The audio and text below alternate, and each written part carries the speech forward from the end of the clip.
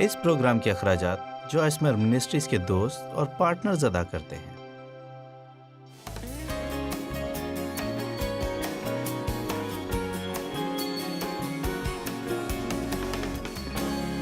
میں ایک سوال سے شروع کرنا چاہوں گی۔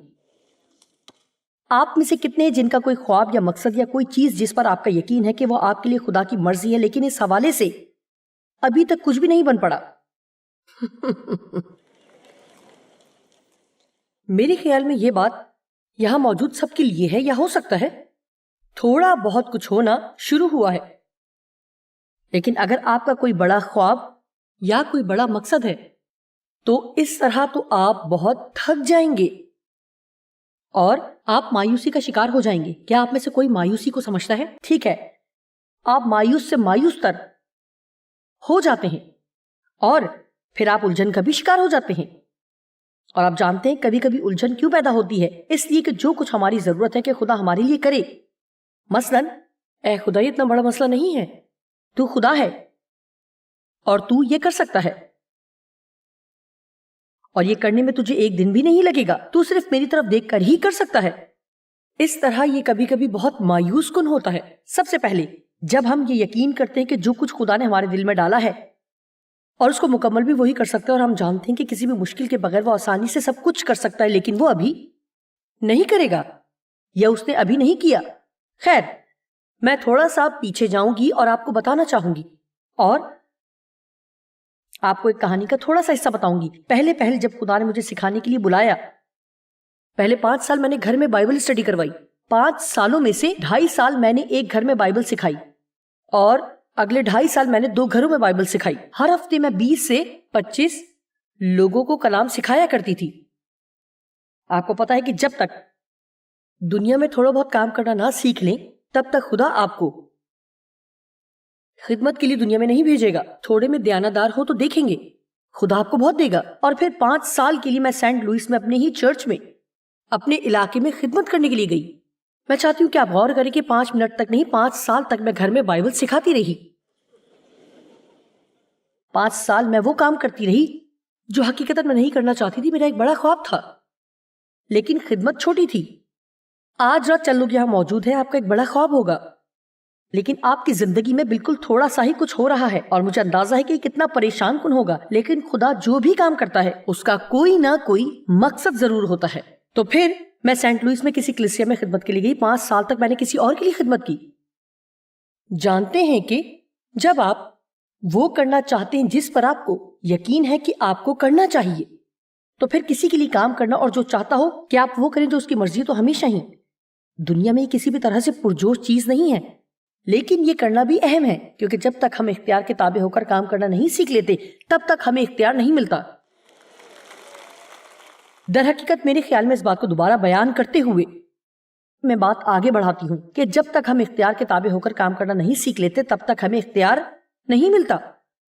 اور تابع ہونا کوئی کردار نہیں ہے جسے ہم نبھائیں، بلکہ یہ ایک رویہ یا طرز عمل ہے جس کے مطابق ہم زندگی گزارتے ہیں۔ آمین۔ میرے شوہر ڈیو کے ساتھ بھی ایسا ہوتا ہے۔ اب ہم ایسی جگہ پہنچ چکے ہیں کہ بس میں ان کی طرف دیکھتی ہوں اور کہتی ہوں کہ ہاں ٹھیک ہے میرے پیارے، لیکن اندر میں یہ سوچ رہی ہوتی کہ مجھے انہیں ہاں نہیں کہنی چاہیے۔ اور پھر خدا نے مجھے سکھایا کہ یہ کوئی ڈرامے کا کردار نہیں ہے جسے تجھے نبھانا ہے، اور میں جانتا ہوں کہ تیرے دل میں کیا ہے۔ آمین۔ اور پھر بالآخر خدا نے اس انداز سے مجھ پر ظاہر کیا کہ کس طرح اپنی کلیسیا میں مجھے اس ذمہ داری کو خیر بات کہنا پڑا، اور میرے لیے خدا کا کلام یہ تھا کہ جا شمال جنوب مشرق مغرب کو اپنی خدمت کو لے، اور شمال جنوب مشرق اور مغرب کو جا۔ اور یہ ایک اچھا مشورہ تھا، لیکن میرے شہر سے باہر کوئی بھی مجھے نہیں جانتا تھا، کیونکہ واحد وہی شہر تھا جہاں میں خدمت کرتی رہی، اور میں ریڈیو اسٹیشن سے بھی ایک پروگرام کرتی تھی۔ میں ایک بچے کی مانند فرما بردار تھی، اور میں سینٹ لوئس میں رہتی تھی۔ تو پھر میں نے شمالی سینٹ لوئس میں، مشرقی سینٹ لوئس میں، مغربی سینٹ لوئس میں، اور پھر جنوبی سینٹ لوئس کے شمال جنوب مشرق اور مغرب میں عبادت کا آغاز کیا۔ اور جی دراصل میری خدمت کا آغاز تھا اور کام بہت تھوڑا سا تھا۔ پھر آخر کار ہمیں 8 ریڈیو اسٹیشن پر کام مل گیا، اور پھر ہم لوگوں کے خطوط کا انتظار کرتے تھے، کیونکہ ہم جاننا چاہتے تھے کہ لوگ ہمارے ریڈیو کے پروگرام سن رہے ہیں یا نہیں، اور یہ جاننے کے لیے وہ سن رہے ہیں واحد ذریعہ یہ تھا کہ کسی نہ کسی طریقے سے وہ ہمیں بتائیں، اور ہم اپنے مالیات کے بارے میں بھی فکر مند تھے کیونکہ ہمارے پاس مالی مدد دینے والا کوئی اور نہیں تھا جو ہمیں تنخواہ کا چیک دیتا۔ ایک ایک پیسے کے لیے ہمیں خدا پر انحصار کرنا تھا۔ اور پھر کچھ وقت کے بعد ہمارے پاس 2 سے 3 لوگ کام کرنے والے تھے اور وہ بھی تنخواہ اور باقی چیزوں کے طلبگار تھے۔ پھر ڈاک خانے جانا میرے لیے خوف اور پریشانی کا سبب تھا، اور پھر یہ خوف اس حد تک پہنچ گیا کہ ڈاک خانہ میری شادمانی کو قابو کرنے لگا۔ اگر ڈاک خانے میں کوئی خط آتا یا پیسے آتے تو وہ میرے لیے ایک اچھا دن ہوتا، کیونکہ کبھی کبھی اچھا دن نہیں ہوتا تھا کیونکہ ہمیں صرف شکایتیں موصول ہوتی تھیں، لیکن جس دن کوئی خط آتا تو وہ دن میرے لیے خوشی کا دن ہوتا۔ لیکن اگر کوئی خط نہ آتا تو جذباتی طور پر میں اپنے آپ میں بہت بوجھل محسوس کرتی۔ کیا کوئی ایسا ہے جو جانتا ہے کہ میں کیا کہہ رہی ہوں؟ جب تنخواہ میں اضافہ ہو تو آپ خوش، اگر اضافہ نہ ہو تو آپ ناخوش۔ موسم اچھا ہو تو آپ خوش، موسم اچھا نہ ہو تو آپ ناخوش۔ کوئی بھی صورتحال ہو سکتی ہے۔ تو مجھے یاد ہے کہ ایک دن میں ڈاک خانے کی طرف جا رہی تھی اور میں پہلے ہی سے پریشان تھی، اور آپ جانتے ہیں کہ بائبل کہتی ہے بڑا خوف ڈر سے ڈرنا ہے۔ اور اسی طرح ہوا، آنے والے خوفزدہ جذبات کے باعث میں پہلے ہی سے خوف میں تھی۔ آپ میں سے کتنے اس بات کو سمجھتی ہیں؟ اس طرح ہے کہ اگر آپ کے بچے نے اسکول میں اچھا کام نہیں کیا اور آج وہ اپنا رپورٹ کارڈ گھر پر لانے والا ہے اور آپ پہلے ہی سے خوفزدہ ہیں۔ کیا آپ میں سے کوئی اس طرح محسوس کرتا ہے کہ آپ پہلے ہی سے خوف کا شکار ہو جائیں جبکہ ابھی تک کچھ بھی نہیں ہوا ہو؟ شاید یہ اس طرح ہوا ہو کہ ڈاکٹر نے آپ کے چند ٹیسٹ کروائے ہوں اور اب آپ ان کے نتائج کا انتظار کر رہے ہیں، اور آپ پہلے ہی سے خوفزدہ ہوں کہ ابھی فون کی گھنٹی بجے گی اور پھر پتہ نہیں کیا ہوگا۔ لہٰذا ہمیں اس بات کے لیے محتاط ہونا ہوگا کہ کچھ بھی ہونے سے پہلے اپنے آپ کو بالکل بھی پریشان نہ کر لیں۔ بہرحال ایک دفعہ میں ٹریفک کے اشارے پر رکی تھی اور مجھے یاد ہے کہ میں اپنے شہر کے کس حصے میں تھی اور میں بہت بے چینی کی حالت میں تھی، اور میں نے کہا اے خدا تو کیوں ہر روز مجھے کم از کم وہ خط مہیا نہیں کر سکتا؟ میرا مطلب ہے کہ تو ہی ہے جس نے مجھے یہ کام کرنے کے لیے بلایا، اور تو ہی نے میرے دل میں بڑا خواب ڈالا ہے، اور میں پریشان ہوں کیونکہ میں جانتی ہوں کہ تو یہ کر سکتا ہے، لیکن مجھے سمجھ نہیں آ رہی کہ تو یہ کیوں نہیں کر رہا۔ اور پھر خدا نے میرے دل میں کلام کیا جو میں نہیں سمجھ سکی، اور مجھے یہ بھی پتا نہ تھا کہ یہ کلام کا حصہ ہے، لیکن اس نے مجھ سے بات کی۔ میں تجھے یہ سکھا رہا ہوں کہ انسان صرف روٹی ہی سے جیتا نہ رہے گا۔ میں تجھے یہ سکھا رہا ہوں کہ انسان صرف روٹی ہی سے جیتا نہ رہے گا۔ اور اس حوالے میں کچھ اور بھی ہے جو اس وقت اس نے میرے دل میں ڈالا، لیکن باقی آیت میں یہ لکھا ہے کہ بلکہ ہر اس بات سے جو خدا کے منہ سے نکلتی ہے۔ دراصل وہ مجھے یہ کہہ رہا تھا کہ میں تجھے یہ سکھانا چاہتا ہوں کہ تو ان خطوط کے سہارے زندہ نہیں رہ سکتی۔ زندگی اسی طرح چلتی رہے گی، آپ لوگوں کی سوچ کے مطابق زندگی نہ گزاریں۔ آپ لاکھوں مختلف چیزوں کے سہارے جی نہیں سکتے، ہمیں خدا کے کلام کے ذریعے زندہ رہنا ہے۔ لیکن جیسا کہ میں نے کہا کہ مجھے پتا بھی نہیں تھا کہ یہ کلام کا حصہ ہے، میرے لاشعور میں کہیں محسوس ہو رہا تھا کہ شاید خدا مجھے کچھ سکھانا چاہ رہا ہے، لیکن مجھے مکمل طور پر یقین نہ تھا۔ اور جب خدا آپ کو کچھ سکھانا چاہ رہا ہو تو چاہے جتنا بھی وقت لگے، آپ میں سے کتنے لوگوں نے یہ سیکھا ہے کہ خدا ایک ہی بات کو کئی مختلف طریقوں سے آپ کے سامنے لاتا ہے، اور اس وقت تک ایسا کرتا رہے گا جب تک آپ سمجھ نہ جائیں۔ وہ آپ کو ڈاک خانے میں ملے گا، وہ آپ کو ٹی وی پر ملے گا، وہ آپ کو چرچ میں ملے گا۔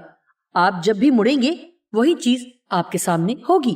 پھر چند دن تک خدا نے پاک کلام میں سے سنیے استثناء 8 باب میں سے میری رہنمائی کی۔ آپ جانتے ہیں دراصل استثناء 8 باب میں سے میں آپ کو ایک بات بتا سکتی ہوں جو میں سب کے لیے نہیں کہتی، لیکن یہ میری زندگی میں تبدیلی کا باعث تھی، کیونکہ بنیادی طور پر اس نے مجھے یہ سکھایا کہ ہمیں دراصل بنیادی طور پر یہ سکھایا ہمیں خدا کی ذات کے لیے خدا کو تلاش کرنا چاہیے، کاموں کے لیے جو وہ ہمارے لیے کر سکتا ہے۔ ہمیں احتیاط کرنی ہے کہ ہم صرف اس کے ہاتھ کے ہی متلاشی نہ ہوں بلکہ اس کے چہرے کے طلبگار ہوں۔ جب میرے بچے چھوٹے تھے تو اس وقت یہ ٹھیک تھا، لیکن اب جب وہ بڑے ہو چکے ہیں تو مجھے یہ بات بالکل بھی پسند نہیں کہ ہر بار جب میرے بچے گھر آئیں تو وہ کچھ لینے یا مانگنے کے لیے ہی آئیں۔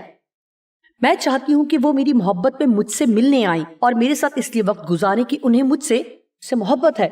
لہٰذا آج رات میں کچھ دیر کے لیے آپ کے ساتھ استثناء 8 باب پر بات کروں گی، آپ سے چند باتیں بیان کروں گی۔ دراصل آج میں آپ کو اپنی زندگی میں مسیح کو اولیت دینے کی اہمیت کے بارے میں سکھانا چاہتی ہوں، یعنی مستقل طور پر مسیح کو اپنی زندگی میں اولیت دینا۔ میں نے بہت سے انٹرویوز دیے ہیں، ان میں مجھ سے ایک سوال کئی بار پوچھا گیا کہ آپ کی زندگی میں اتنی مصروفیات ہیں تو آپ کیسے اپنی ترجیحات کو ترتیب دیتی ہیں؟ اور آپ جانتے ہیں کہ میں انہیں کیا بتاتی ہوں، میں ان کو سیدھا کرنے کی کوشش کرتی رہتی ہوں۔ میرے خیال میں کوئی بھی شخص صرف ایک ہی بار فیصلہ کر کے اپنی ترجیحات کی فہرست تیار نہیں کر سکتا کہ دوبارہ اسے اس مسئلے سے دو چار نہ ہونا پڑے۔ آپ کو پتا ہے کیوں؟ یہ ممکن ہے کہ آپ کی زندگی میں سب کچھ ترتیب میں ہو، بالکل ٹھیک ہو، اور آپ زبردست زندگی بسر کر رہے ہوں اور سب ترجیحات ترتیب میں ہوں، لیکن باہر دنیا میں بہت سی ایسی چیزیں ہو رہی ہیں جو اہم ترین چیزوں کو پورا کرنے میں رکاوٹ کا باعث ہوتی ہیں، اور ہمیں مسلسل سیکھنے کی ضرورت ہوتی ہے، یا کبھی کبھی ہمیں ضرورت ہوتی ہے کہ ہم اپنی زندگیوں کو دیکھیں۔ ہمیں اپنے وقت کی طرف بھی دیکھنا ہے کہ ہم اپنے وقت کے ساتھ کیا کر رہے ہیں۔ کیا ہم رشتوں کو وقت دیتے ہیں؟ کیا ہم اس وقت ایسی زندگی گزار رہے ہیں کہ بعد میں ہم اس زندگی سے خوش ہو سکیں؟ ہم اپنے وقت کی سرمایہ کاری استعمال کر رہے ہیں یا ہم اپنا وقت ضائع کر رہے ہیں؟ اور اگر آپ وقت نکال کر اپنی ترجیحات میں ضروری تبدیلیاں نہیں کریں گے تو بنیادی طور پر یہ ہوگا کہ ہم بالآخر بے فائدہ زندگی گزار رہے ہوں گے۔ ابلیس لوگوں کو ضروری اور اہم کاموں کو کرنے سے دور رکھنے میں بہت ماہر ہے۔ آپ میں سے کتنے لوگوں نے یہ محسوس کیا ہے کہ جب آپ خدا کے ساتھ ذاتی وقت گزارتے ہیں اسی وقت ابلیس آپ کو الجھانے کے لیے بہت سی دوسری چیزیں تلاش کر رہا ہوتا ہے؟ جی، اب استثناء 8ویں باب کی پہلی آیت میں لکھا ہے، آپ میں سے کتنے ہیں جو بائبل کا مطالعہ کرنے کا شوق رکھتے ہیں؟ بائبل میں لکھا ہے سب حکموں پر جو آج کے دن میں تجھ کو دیتا ہوں تم احتیاط کر کے عمل کرنا تاکہ تم جیتے اور بڑھتے رہو، اور جس ملک کی بابت خداوند نے تمہارے باپ دادا سے قسم کھائی ہے۔ مجھے یہ بہت پسند ہے جو لکھا ہے احتیاط سے عمل کر کے، لیکن یہ اس وجہ سے نہیں ہے کیونکہ وہ لوگوں کو مشکل کام دینا پسند کرتا ہے۔ اس نے کہا اگر تم وہ کرتے ہو جو میں تمہیں کہتا ہوں تو تم ایک اچھی زندگی بسر کرو گے، صرف زندہ نہیں رہو گے بلکہ اچھی زندگی بسر کرو گے، تمہاری ہر چیز میں برکت ہوگی، تم ہر وقت پریشان حال نہیں ہوگے، اور تم وہ سب کچھ حاصل کرو گے جس کو دینے کے لیے مسیح نے اپنی جان قربان کی۔ آپ کو پتا ہے کہ کتنے ایسے مسیحی ہیں جو سال ہر سال سے کلیسیاؤں میں بیٹھتے آئے ہیں لیکن ان کے اندر فتح مند زندگی کا ایک ذرہ بھی موجود نہیں ہے۔ میں جانتی ہوں کیونکہ میں بھی کئی سالوں تک انہی کا حصہ رہی ہوں۔ میں خداوند سے محبت رکھتی تھی، چرچ جاتی اور چرچ کے کاموں میں حصہ لیتی، میں چرچ بورڈ کا حصہ رہی۔ اکثر ہماری زندگی چرچ کے ارد گرد ہی ہوتی ہے، لیکن کیا میں آپ کو بتاؤں کہ گھر پر میں ایک ڈراؤنے خواب کی طرح تھی، کیونکہ حقیقی طور پر میں یہ نہیں جانتی تھی کہ اس زندگی کو کیسے حاصل کیا جائے جس کے لیے مسیح نے اپنی جان دی، اور کئی طریقوں سے میں خدا کی فرما برداری نہیں کر رہی تھی۔ میں بہت ہی عجیب خاتون نہیں تھی، لیکن میں ویسی بھی نہیں تھی کہ جیسا مجھے ہونا چاہیے تھا۔ اور پھر خدا نے کہا کہ سنو، اور کہ جو کچھ بھی میں نے تمہیں کرنے کو کہا وہی کرو، فقط وہی کرو، کیونکہ ہر چیز جو خدا آپ سے کرنے کے لیے کہتا ہے وہ اس کے فائدے کے لیے نہیں بلکہ ہمارے فائدے کے لیے ہے۔ اور جب ہم اس بات کو سمجھ جاتے ہیں اور پھر وہ کرنا آسان ہو جاتا ہے۔ اگر خدا آپ سے کسی کو معاف کرنے کو کہتا ہے تو وہ اس کے فائدے کے لیے نہیں، نہ ہی وہ آپ کے دشمن کے فائدے کے لیے، یہ صرف آپ کے فائدے کے لیے ہے۔ اگر آپ ہر وقت اپنے ارد گرد کے کباڑ کو اپنے اندر نہ آنے دیں تو آپ کی زندگی بہتر ہو سکتی ہے۔ آمین۔ اگر یہاں آتے ہوئے آپ کسی سے ناراض تھے تو برائے مہربانی ویسے ہی واپس نہ چلے جائیں جیسے آپ ہیں، اسے اندر سے باہر نکال پھینکیں، اسے یہاں پر ہی چھوڑ دیں اور خوشی سے گھر جائیں۔ دوسری آیت، اور تو اس سارے طریق کو یاد رکھنا جس پر ان 40 برسوں میں خداوند تیرے خدا نے تجھ کو اس بیابان میں چلایا، تاکہ وہ تجھ کو عاجز کر کے آزمائے اور تیرے دل کی بات دریافت کرے کہ تو اس کے حکموں کو مانے گا یا نہیں۔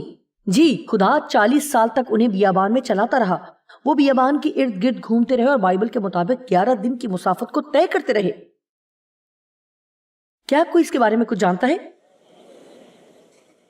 آپ ایسے ہوتے ہیں، دوبارہ وہی سب کچھ، وہی سب چیزیں، وہی پہاڑ، دوبارہ گھوم پھر کر۔ کیا خدا وہاں کبھی جائیں گے؟ جب ہم وہ کام کرنا شروع کرتے ہیں جو خدا ہمیں کرنے کے لیے کہتا ہے تو پھر ممکن ہے۔ دراصل بائبل میں ایک اور حوالہ ہے جہاں لکھا ہے کہ خدا کسی مقصد کے تحت انہیں لمبے اور مشکل راستے سے لے کر گیا، حالانکہ ایک چھوٹا راستہ بھی تھا کیونکہ ابھی وہ جنگ کے لیے تیار نہیں تھے۔ اگر آپ بائبل کا مطالعہ کرتے ہیں تو کیا آپ کو لفظ قابض کے بارے میں پتا ہے؟ مثلا زمین پر قبضہ کرنا، جس کا مطلب ہے کہ پہلے وہاں پر بسنے والے لوگوں کو نکالنا اور پھر قبضہ کرنا۔ بالفاظ دیگر، اگر ہم وہ تمام چیزیں حاصل کرنا چاہتے ہیں جو ہمیں دینے کے لیے یسوع نے جان دی تو ہمارے لیے جنگ کرنا یعنی ایمان کی جنگ لڑنا ضروری ہے۔ لازماً ہمیں یہ جاننے کی ضرورت ہے کہ مسیح میں ہم کیا ہیں اور اپنی زندگی میں آنے والے جاتی جولیت کے سامنے کھڑے ہونا ہے اور دشمن کے سامنے سے بھاگ جانا ترک کرنا ہے۔ آمین۔ وہ کہتا ہے میں ہمیشہ تمہیں چھوٹے راستے سے نہیں لے کر جاؤں گا، کیونکہ ہو سکتا ہے کہ ابھی آپ وہاں جانے اور اس سرزمین پر قابض ہونے کے لیے تیار نہیں ہیں۔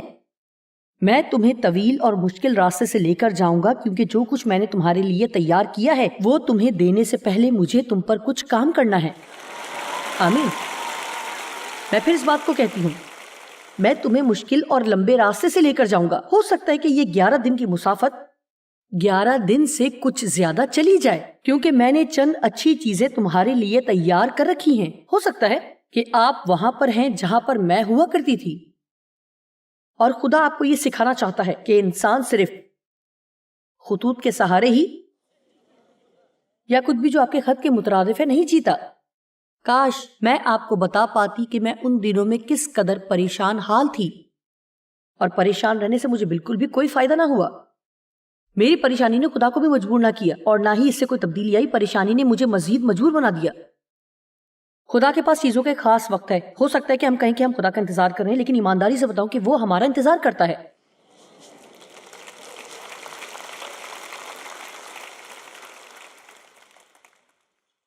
وہ تو کہتا ہے، میں نے تم کو مشکل راستہ دکھایا تاکہ تمہارے ذہنوں اور دلوں کو جانچ سکوں۔ غور سے سنیے، چاہے تم میرے احکامات کو مانو یا نہیں۔ تو اس میں پیغام کیا ہے؟ کیا تم اس وقت بھی خدا کے احکامات کو مانو گے جب تمہیں وہ نہیں مل رہا جو تمہیں چاہیے؟ جب کسی کام کو مکمل ہونے میں آپ کی توقع سے زیادہ وقت لگ رہا ہو تو کیا تب بھی آپ مسلسل خدا کے احکامات مانتے رہیں گے؟ در حقیقت میں یہ بات اس لیے کرنا چاہتی ہوں تاکہ ہم کچھ دیر تفریح کر سکیں۔ اگر آپ یہ جانتے ہوں کہ جو آپ کو چاہیے وہ آپ کو کبھی نہیں ملے گا، تو کیا آپ پھر بھی خدا سے اتنی محبت رکھیں گے اور اپنی پوری زندگی ہر کام میں اس کی تابعداری کرتے ہوئے گزار دیں گے؟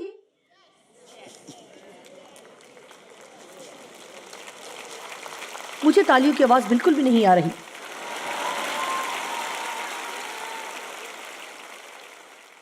جانتے ہیں اس بارے میں سوچنا اچھا ہے۔ میں خوش ہوں کہ آپ نے پہلے نہیں سوچا، کیونکہ اب آپ کو اس کے بارے میں سوچنا ہے۔ کبھی کبھی ہمیں اس طرح سوچنا پڑتا ہے کہ اگر ایسا ہوتا تو کیا ہوتا اور کیا نہ ہوتا۔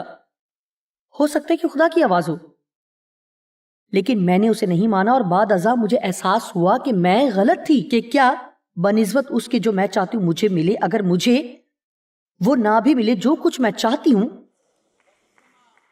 تو کیا پھر بھی میں خدا سے اتنا ہی پیار رکھوں گی؟ خدا کئی بار ہمارا امتحان لیتا ہے۔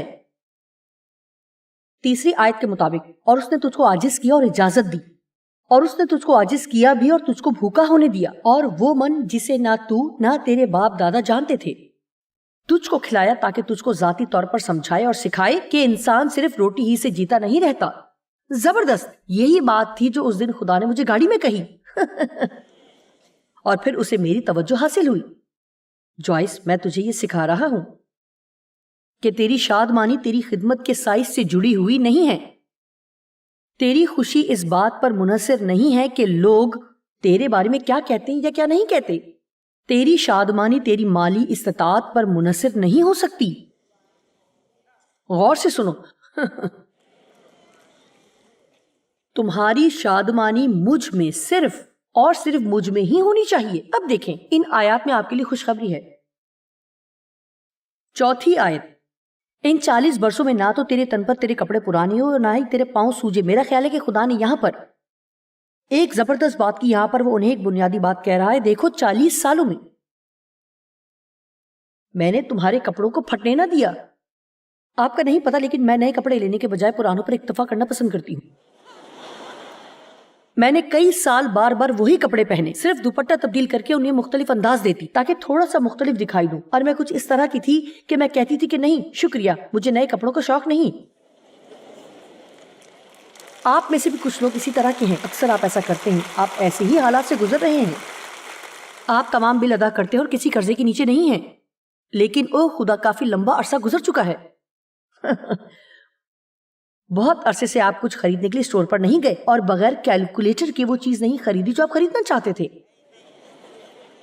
مجھے ابھی بھی وہ سال یاد ہیں کہ جب میں ایک ایک کر کے بہت سا سامان اکٹھا کر لیتی اور پھر کچھ اور چیزیں اٹھا لیتی اور پھر وہ چیزیں واپس رکھنی پڑتی، اور اس وقت چیزوں کے بارے میں مجھے زیادہ علم نہ تھا، تو پھر میں صفائی کرنے والا سامان سلاد کے پتوں کے ساتھ رکھ دیتی۔ جہاں سے میں اسے اٹھاتی مجھے واپس اس جگہ پر رکھنا پسند نہیں تھا۔ لاپرواہی کے باعث میں اسے کسی اور کے لیے وہیں چھوڑ دیتی تھی۔ خیر، مجھے بہت سی چیزیں سیکھنی تھی۔ پیاری جوائس، ایسی چیزوں سے کوئی مسئلہ نہیں ہوتا، یہ غلط رویہ ہے۔ خدا ہم سے توقع کرتا ہے کہ ہم بہترین ہوں۔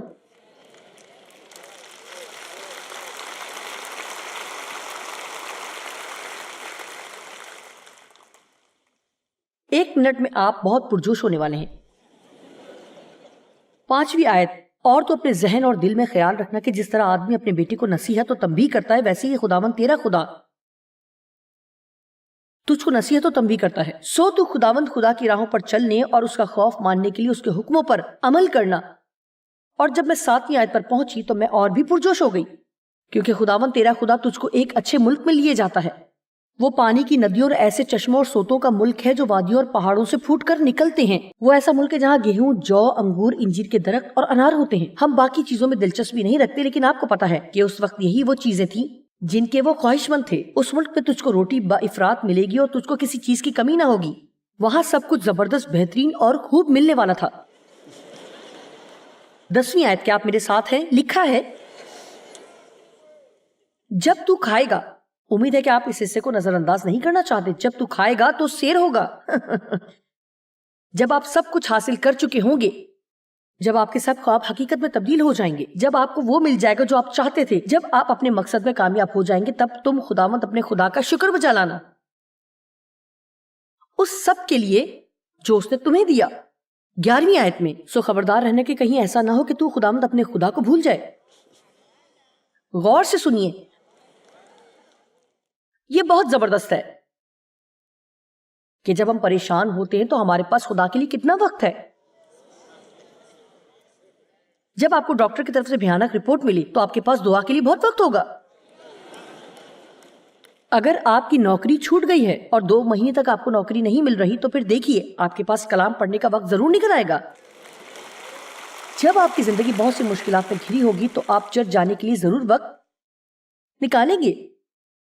اور خدا بالکل بھی ایسا نہیں چاہتا۔ خدا نہیں چاہتا کہ ایسے وقتوں میں ہم اس کی تلاش کریں، بلکہ وہ یہ چاہتا ہے کہ ہم برے وقتوں کی نسبت اچھے وقتوں میں اس کی تلاش کریں، کیونکہ اچھے وقتوں میں ہمیں اس کی ضرورت نہیں ہوتی کہ وہ ہمارے لیے کچھ کرے۔ ہم اس کا شکر کرتے ہیں جو وہ ہمارے لیے ہے، اور ہم اسے یہ بتانا چاہتے ہیں کہ میں تیرے بغیر زندہ نہیں رہ سکتی۔ انسان ہر چیز کے سبب سے زندہ نہیں رہتا، یعنی وہ صرف روٹی ہی سے زندہ نہیں رہتا، بلکہ ہر اس بات سے جو خدا کے منہ سے نکلتی ہے۔